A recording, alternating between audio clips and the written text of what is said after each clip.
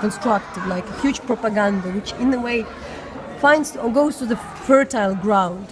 How do you think you're working, what is a way to work with a population who really believed already in something different? There is a huge discussion in Ukraine, like can you build a counter-propaganda to the Russian propaganda? But what it would be? Well, there's a short-term strategy, there's a medium-term strategy, there's a long-term strategy. The long-term strategy is that Ukraine has to have a history, just like France has a history or Germany has a history. There has to be a history that people in Lviv and people in Donetsk can all take for granted. That's the long-term strategy. The medium-term strategy is that you have to get control over the history of the Second World War. The Second World War is the thing that everybody cares about, from Siberia to Tel Aviv to California.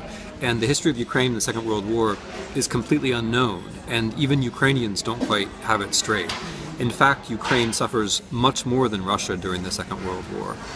In fact, Ukrainians die in huge numbers liberating Auschwitz and Berlin, but no one sees it this way beyond Ukraine itself.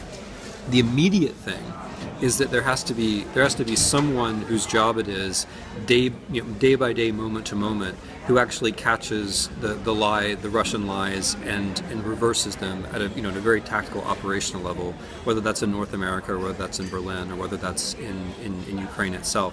And that requires a huge investment. I mean, the other side has invested a tremendous amount in having its networks, its television, and so on. Ukraine doesn't have that, but someone is going to have to form an office whose job it is every morning to handle the various lies that come out of Russia. But I mean, fundamentally, there's something which is much more important than propaganda and counter-propaganda. Fundamentally, if the Ukrainian government does well, people will start to believe them, whether it's on issues of the Second World War or anything else. So there's an issue of trust which is going to be built up slowly. But when we look at this now, obviously we're all obsessed, and I'm obsessed too, with what the strange things which the Russians say about the Second World War, about Ukrainians, or whatever it might be. But in the long run, you can't win a propaganda war if the other side turns out to be reliable and does what it's supposed to do. So a propaganda war is a short-term strategy. Ultimately, Ukraine will not win a propaganda war. In the Cold War, the United States didn't really win the propaganda war either. You don't win at that level. The other side is too good. You win by holding the propaganda back, but you ultimately can only win by succeeding at other levels, by building up civil society, by having political successes, by being reliable. As a historian, I was coming now actually from the Balkans, where I talked a lot to the Croatian and Serb. Yeah. And they would repeat that, the conflict can be staged, and even if you don't really have the good base, like a real base for that, it's inevitable. If it's there, it can be created.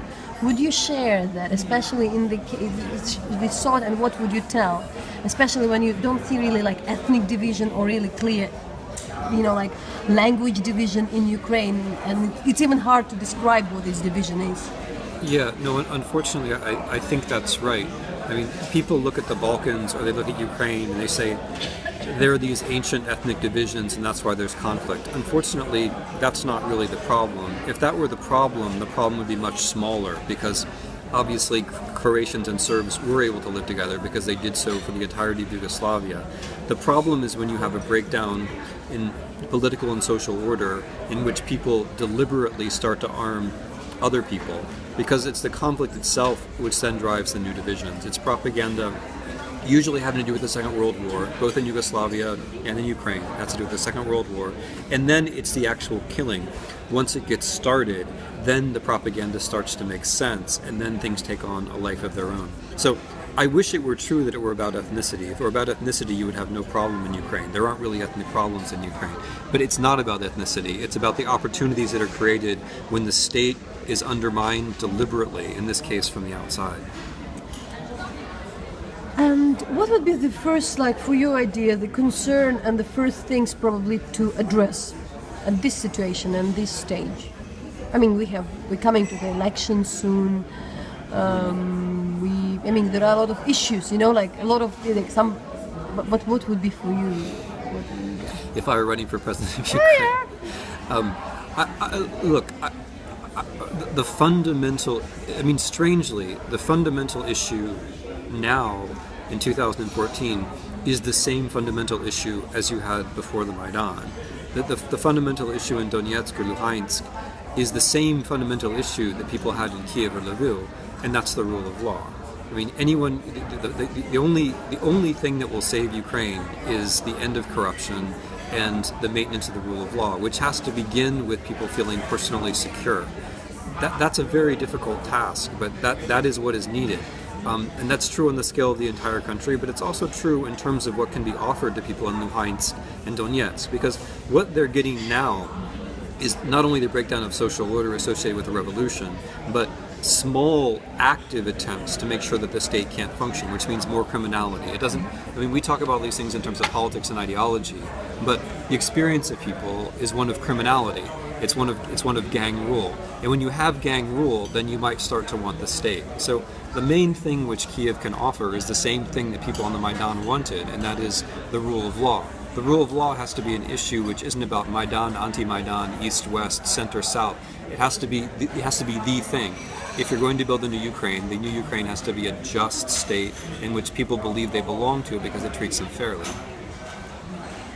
So what would be the, like that is very in the issue, but how to deal with Putin in this case? And how much depends on him in that way? Some people would say like everything depends on him. Some people would say like it's Ukrainian homework. You can do things from inside. Mm-hmm.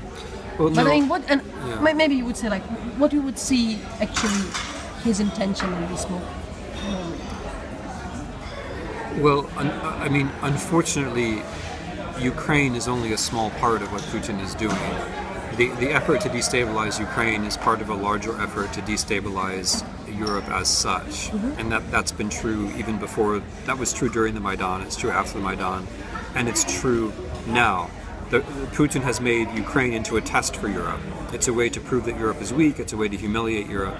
And the long-term goal is to try to undermine the European Union so that Russia only has to deal with one state at a time, with France, with Germany, with Italy, with Poland, rather than a European Union.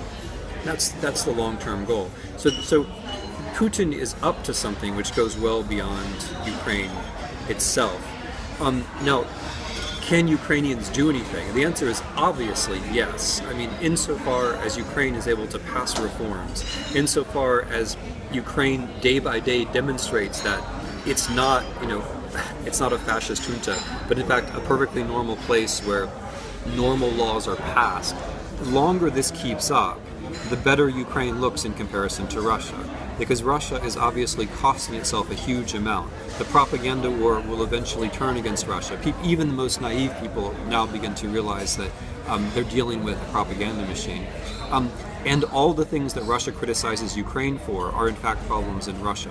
So the longer Ukraine can hold on and be normal and pass the reforms that people wanted to pass anyway, the more support it will find around the world. So, I mean, in a way, what Putin is trying to do is to create a huge distraction for everyone. I mean, he wants it to be about him. He wants it to be about whatever he says in the morning. We all have to pay attention to it. But the real issue is not what Putin says, thinks. It's not even what the Russian ideology is. The real issue is whether Ukraine can be built back up from the inside. So of course Ukrainians can do something. They can do a lot.